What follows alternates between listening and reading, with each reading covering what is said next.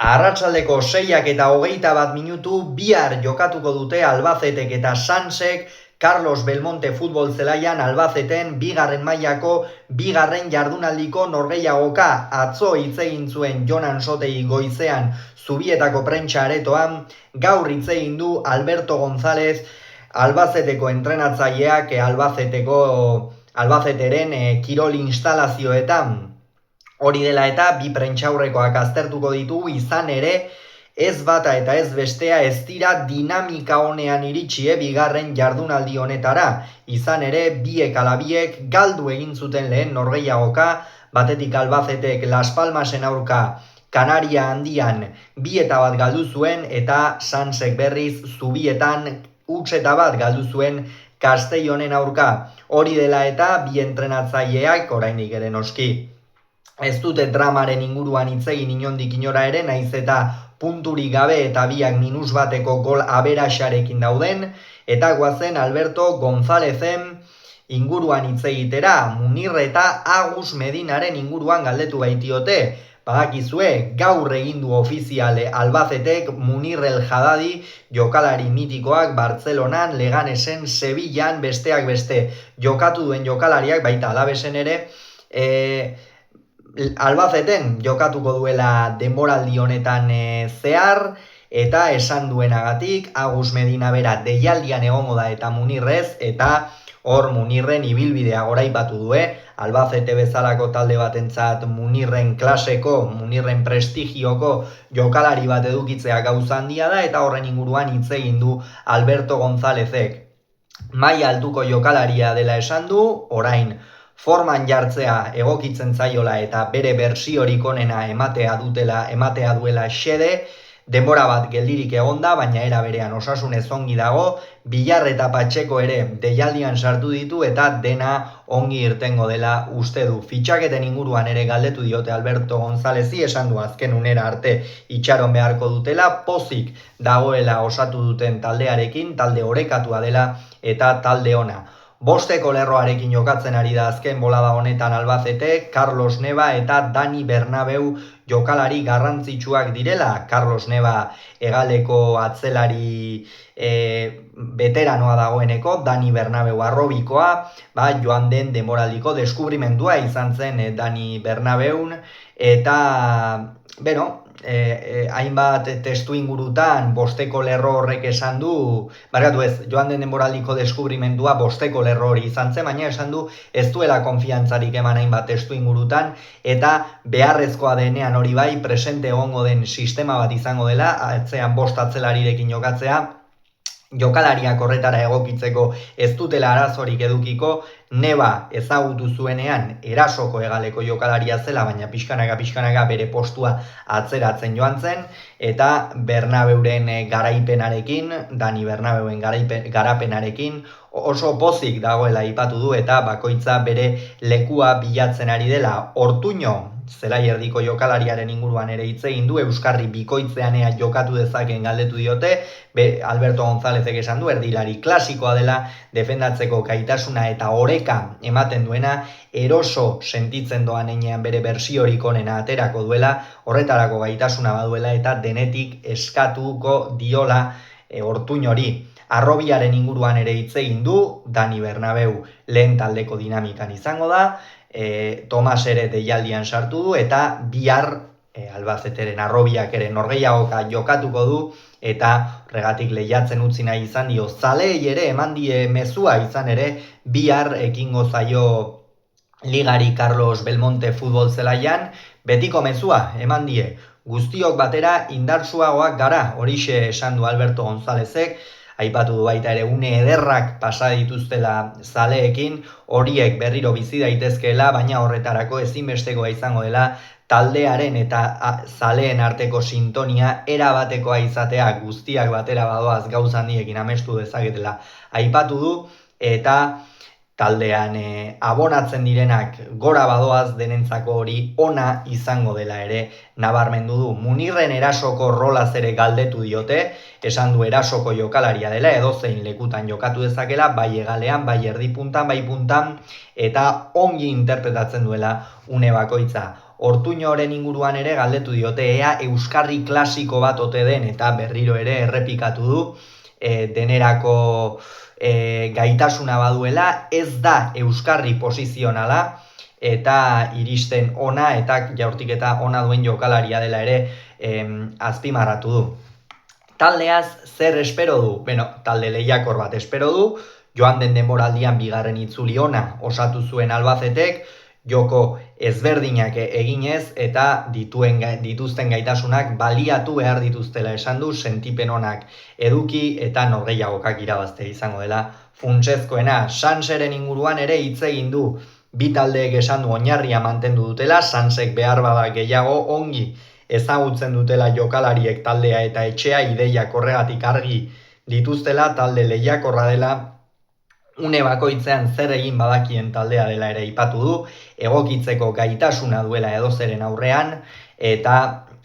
ideiari jarraipena eman nahi diola Albacetek. Roberten inguruan ere hitz egin du, astebete gehiago darama prestatzen, bere maila onenetik urrun dago, egunerokoan hobetzea eta jokatu dezakeela esan du. Bere inguruan ere galdetu diote eta hitz egin du esan du, jada laugarren denboraldia du Alberto Gonzálezek Albaceteren aulkian, gogoz eta jada tximeletak sabelean dituela, ongi hasi nahi dutela denboraldia, egunerokoan ikusten ari dena gustatzen zaiola aipatu du, 3 puntu batu ditzakete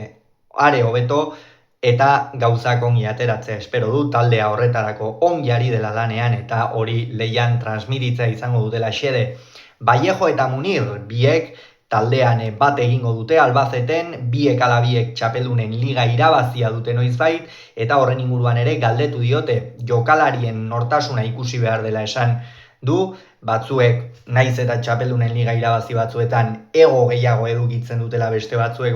baina hauen kasuan esan du, bi jokalari humil direla, Vallejorekin ere batzuetan ahaztu egiten direla zer irabazi duen, oso jokalari humila baita, aldagelan egoten dakien jendea, ibilbidea ez du inor nabarituko, Vallejok izan duen ibilbidea berarekin hitz egiten duenean, eta esan du erraza dela hauekin lan egitea. Kapitainak aipatu du, Higinio, Agus, Luis, Neba eta Pepe izango direla orden horretan. Beraz, Alberto González gogoz, Carlos Belmontera itzultzeko, oraindik ere taldea ez dauka itxita eta pozik dago Munirren fitxaketarekin. Guazen orain Jonan Sotegik hitz egin duenera, izan ere Jonan Sotegiri lehenengo galdera ezinbestekoa egin zioten atzo, 5 jokalari izango dira lehen taldearekin, eta horrek noski poza ematen dio, euren lana jokalariak lehen taldera igotzea delako, lehen taldeak hori erabakitzea poza dela eurentzat ere aipatu du, eta horretarako hobetzen dituztela jokalariak. Atzo Rino Mataratzok hitz egin zuen, eta aurretik Jonan Sotegik ere Iñaki Ruperezen inguruan atzo jakitera eman baitzuen Realak Iñaki Ruperezek Sansen jokatuko duela. Denboraldi aurrean esan du gutxi ikusi duela, lehen taldearekin aritu baita, saiatu behar dutela Iñaki Ruperezek bere maila berreskuratzea, urte zaila izan duela, baina era berean ilusio hartzen dutela, eta Jonan Sotegik nabarmendu du, gustatuko litzaiokeela datorren urtean berriro ere lehen mailan ikustea Iñaki Ruperez. Albaceteren inguruan ere hitz egin du, aipatu du, norgehiagoka gogorra izango dela, entrenatzaileak jarraitu egingo duela, baloia aurrera azkar eramaten duen talde bat dela, buelta ematen trantsizioetan eta baloi geldietan ere talde ona, eta iazko norgehiagoka etorri zitzaion burura, gogoratuko dugu, iaz Sansek 51. jardunaldian jokatu zuela Albaceteren aurka, dagoeneko ez talde batek eta ez besteak ere ez zuten ezertxo ere jokoan ordurako, Sansek gainera baieztatua zuen bigarren mailan jarraituko zuela, eta esan du pozik, baina atxeden aldian 2-huts ari zirela galtzen, naiz eta ongi jokatzen ari ziren, eta horretarako jokoa dominatu beharra daukatela, hori ez gertatzeko, trantsizioak hobeto egin, norgehiagoka ezberdina izango dela eta xehetasun garrantzitsuak izango direla. Ruperezen inguruan ere berriro galdetu diote, eta Jonan Sotegik hause nabarmendu du eta hau nabardura egitekoa da. berak zer eman dezakeen baino gehiago garrantzitsua dela Jon Ansotegik eta bere talde teknikoak zer eman diezaioken Iñaki Ruperezi. Eurak izango baitira Iñaki Ruperezek garapen hori berriro ere modu egokian eta modu zuzenean egitearen arduradunak, horregatik urte gogorra izan duenek eta fisikoki ezin berreskuratu ibili da, moralki sufritu, ikusi beharko da ea nola exigitzen dioten kanporaketetan egan zioala zirudie, baina batean bere garapen horieten egin zen. 23 urte ditu dagoeneko taldeko veteranoetako bat izango da, bermea ematen duen jokalaria da eta Ansotegik nabarmendu duena eta garrantzitsuena jarraikortasuna eduki beharko duela. Albaceteren inguruan gehiago ere hitz egin du, azken norgehiagoketan 5-3-2 sisteman jokatzen ari da Alberto Gonzalezen taldea, hutsuneak badituzte, azken astean gainera hutsune garrantzitsuak eta joko ideia garbi daukate zein izango duen Albacetek eta batzuetan xehetasunak izaten direla aipatu du, baina hori ez dela horrela eta hori zerren inguruan esan du, xehetasunen inguruan, hau da, behar bada batzuetan ongi jokatzen, baina ez duzula baloia sareetara sartzen,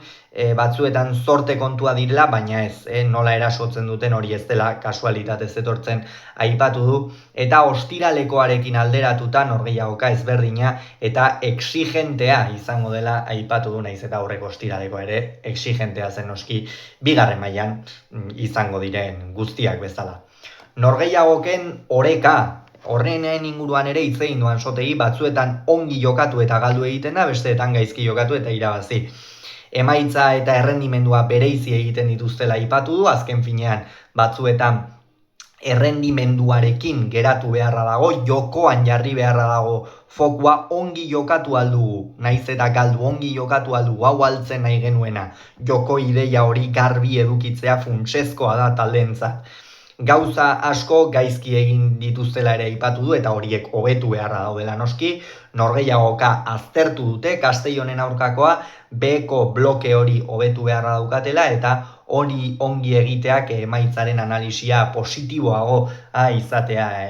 emango diela aipatu du. Ibai Agirreren inguruan ere hitz egin du eta hau izan da Jon Ansotegik esan duen azken gauza, bi lekutan jokatu badezake aberasgarria dela esan du eurentzat, lehen taldeak erdilariekin baloia atzetik gehiago ateratzen du eta hegaletako jokalariak sakonago joaten dira erasora,